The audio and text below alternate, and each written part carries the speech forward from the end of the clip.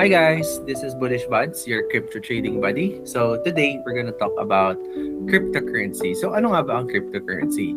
Ano lang siya? Para siyang isang digital or virtual currency na parang katulad ng GCash. Isa siyang electronic form na hindi mo nahahawakan physically yung pera, pero nakastore lang siya digitally sa wallet mo na pwede mo i-transfer, i-withdraw, or i-convert sa Philippine peso or cash.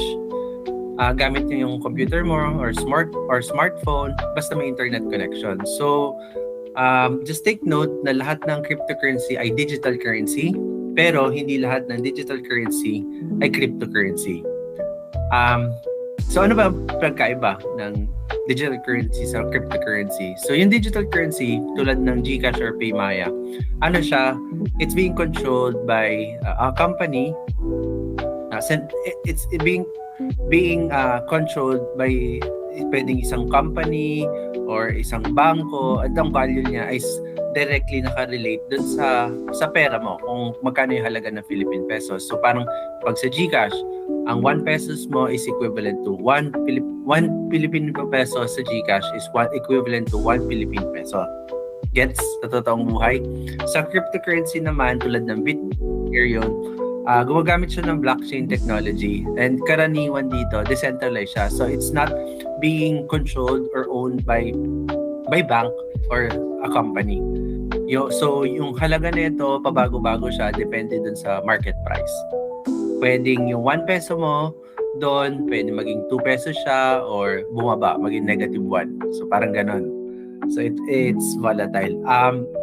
So ano ba yung pagkakaiba ng crypto sa GCash? Yung GCash, parang stable siya. So, yung 1,000 peso mo ngayon, pwedeng bukas or sa mga lawa, 1,000 pesos pa rin, di ba? Usually, ginagamit natin yung mga pambayad sa bills, pambili ng grocery, or pagpapadala ng pera, GCash to GCash. Pero sa cryptocurrency, yung halaga niya kasi it's volatile. So, mabilis siya magbago. So, ang presyo ng Bitcoin, tumataas siya or bumababa siya bawat segundo base dun sa galaw ng market. So, pwede natin gamitin yung cryptocurrency to apply the concept na buy low, sell high para magkaroon tayo ng profit, yung profit ng difference, di ba? So, ito yung isang bagay na hindi mo pwedeng gawin siya sa GCash kasi nga stable siya.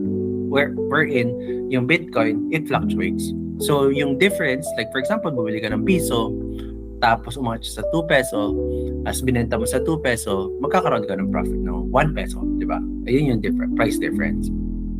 So, sa madaling salita, yung GCash, ano lang yun, parang where you store your money, di ba? Where, para lang siyang good as cash, di ba? And yung sa crypto naman, ano siya, pwede siyang gamitin as pang-invest and pang-trade, wherein merong possibility na magkaroon ka ng profit, or possibility na bumaba yung value ng pera mo. So, ganun siya.